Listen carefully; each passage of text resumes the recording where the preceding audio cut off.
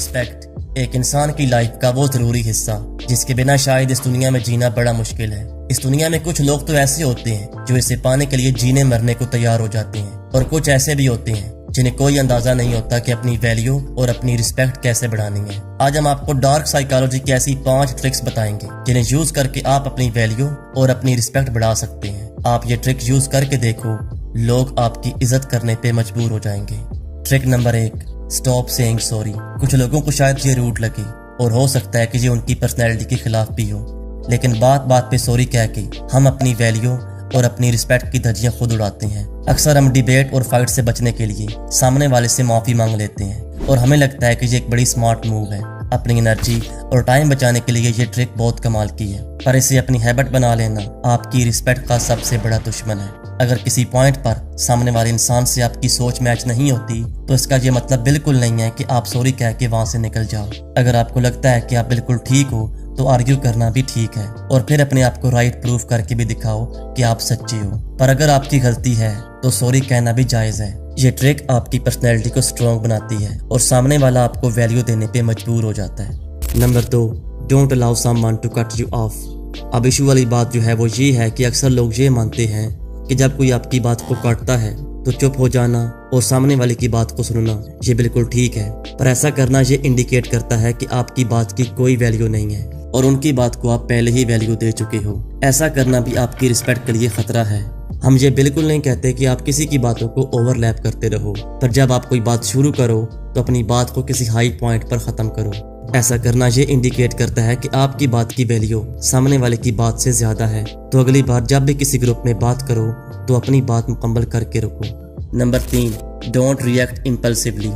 हर कोई different situation में different तरीके से बिहेव करता है। फॉर एग्जाम्पल, आपने कुछ बड़ा अचीव किया है तो उस पर आपके पापा का और आपकी मम्मी का जो रिएक्शन होगा वो बिल्कुल डिफरेंट होगा। सोसाइटी में किसी खास मौके पर आप कैसा बिहेव करते हो ये आपको रिस्पेक्टेड और लाइकेबल बनाने में हेल्प करता है। इमोशनल और सेंसिटिव लोग अक्सर इम्पल्सिवली बिहेव करते हैं। कई सिचुएशन में इमोशनली बिहेव करना आपको लाइकेबल तो बना सकता है, पर उतना रिस्पेक्टेड कभी नहीं बना सकता जितना हाई इमोशनल कंट्रोल वाले लोग होते हैं। इन्हें अच्छी तरह मालूम होता है कि स्ट्रेस या फिर किसी खुशी के मौके पर अपना पर्सनल कंपोजर कैसे मेंटेन करना है। अगर आपका बॉस या प्रिंसिपल हर छोटी बड़ी प्रॉब्लम को लेके आपके सामने रोना शुरू कर दे तो शायद उसकी उस इमेज को नुकसान होगा जिसकी वजह से उसे रिस्पेक्ट मिलती है। और बाय दैट हमारा ये मतलब बिल्कुल नहीं है कि आप अपने इमोशन किसी को शेयर मत करो। हम तो बस ये कहना चाहते हैं कि आपका पर्सनल कंपोजर सभी के लिए नहीं होता।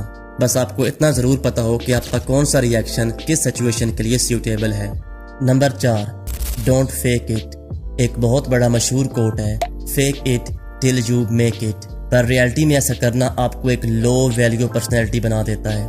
चीज़ों को फेक करने के लिए लोग अपने फ्लॉज और अपनी वीकनेस को छुपाना शुरू कर देते हैं। अपनी कमजोरियां छुपाकर आप रिस्पेक्ट तो ले सकते हो, पर वो कभी भी लॉन्ग टर्म नहीं चलेगी। इवेंचुअली जब उस इंसान की कमियां सामने आती हैं तो ना सिर्फ उसकी कमियां दिखाई देती हैं बल्कि उसकी झूठी पर्सनैलिटी से भी पर्दा उठ जाता है और ऐसे में उसकी जो रियल अच्छाई होती है वो भी काम नहीं करती। तो ऐसा इंसान अपनी रिस्पेक्ट और अपनी वैल्यू खो देता है और अपने फ्लॉज को छुपा के रखना लो वैल्यू पर्सनैलिटी की पहचान है। Number 5, stand by your words. कई बार किसी भी इंसान को देखकर हम अपना परसेप्शन बना लेते हैं कि यार ये वेल ड्रेस है तो काफ़ी स्मार्ट भी होगा, पर जैसे ही वो बोलना शुरू करता है तो हमें पहली मीटिंग में अंदाज़ा हो जाता है कि ये कितना स्मार्ट है। जो लोग कम बोलते हैं उनकी बातों की वैल्यू उनसे बहुत ज़्यादा होती है जो फजूल बोलते हैं। जो लिमिट में रहकर बोलते हैं उनकी सिर्फ एक लाइन ज़्यादा बोलने वाले इंसान के पूरे सेंटेंस से ज़्यादा वजनी होती है। ज़्यादा बोलने से आपकी बातों की वैल्यू ख़त्म हो जाती है, पर जो लोग कम बोलते हैं लोग उनकी बातों को वैल्यू देते हैं और उनकी बातों पर गौर करते हैं। इसलिए आप कम और सोच समझ के बोलिएगा, वरना आपकी बातों की कोई वैल्यू नहीं होगी।